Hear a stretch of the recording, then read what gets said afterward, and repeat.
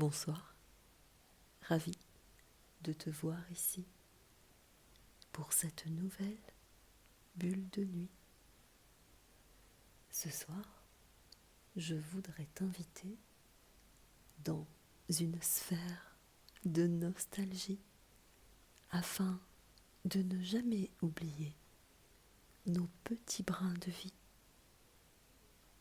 Il y a peut-être dans chaque particule que nous respirons des petits moments intemporels où nous pourrons peut-être nous retrouver assis quelque part et respirer à nouveau toutes les senteurs d'autrefois.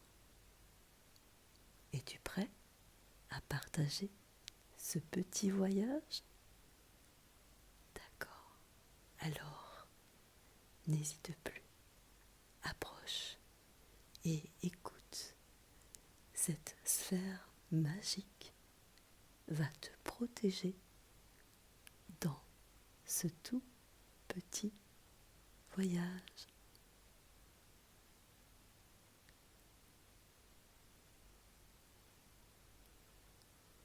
La moisson de vie. L'antre d'un bois m'accueille et m'invite à rester un moment, m'offrant toute l'intimité qui y sommeille.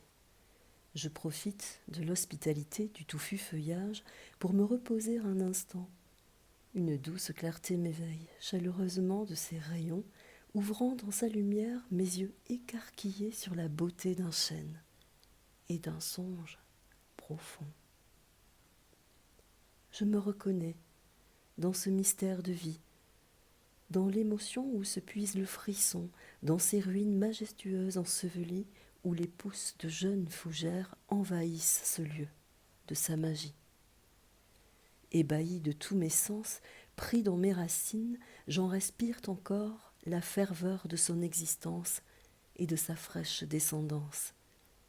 J'en reviens peut-être de ce trésor de pierres rescapées, recouverte de mousse et de lierre, transcendant le reste de cette nature où se monnaie l'or d'un passé. Je ne puis aller mieux que de me retrouver ici, sur les chemins de paille où souffrent depuis les greniers l'odeur du blé ranci et les toiles de jutes entassées qui soulèvent mon cœur. Les caves dévorées par les crevasses d'un sol humide semblent avoir oublié dans sa poussière les outils de la forge rouillée et de l'usure de sa chemise. Il était autrement riche, cet homme, élagance et bacchante de ses doigts lourds. Sur les pierres blanchies à la chaux, il fixe son temps de vieux clous. Moi, là et à genoux, frottant mes narines, je remonte en surface mes pleurs de triste prince dans l'atmosphère sèche des poudres de farine. Il souffle un vent de récolte depuis sa grange, où le sabot perdu dans sa glaise mesure le pesant de sueur dans son ébène et la charge du labeur sur sa semelle. La moindre petite cueillette sonne le creux dans les assiettes de porcelaine. Courbant peu à peu la fin des jours sans pain, son visage d'acier taillé dans sa pointe filtre un timide soleil au coin de son œil. Les mains empreintes de lanières à mules serrent le cuir de sa plate bourse, lacérant lentement son torse de lourdes moissons et de la corde qui serre et qui ficelle son pantalon. Assoiffé par le croquant du raisin qui jute dans sa barbe, il en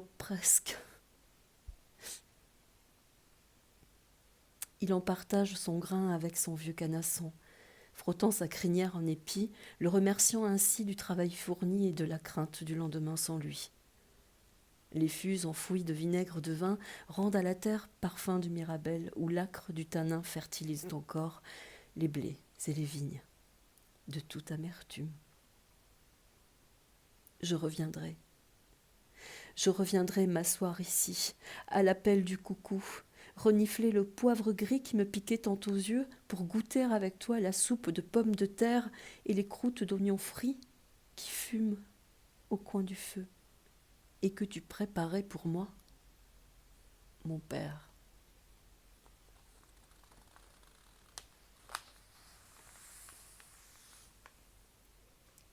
je te souhaite une excellente nuit.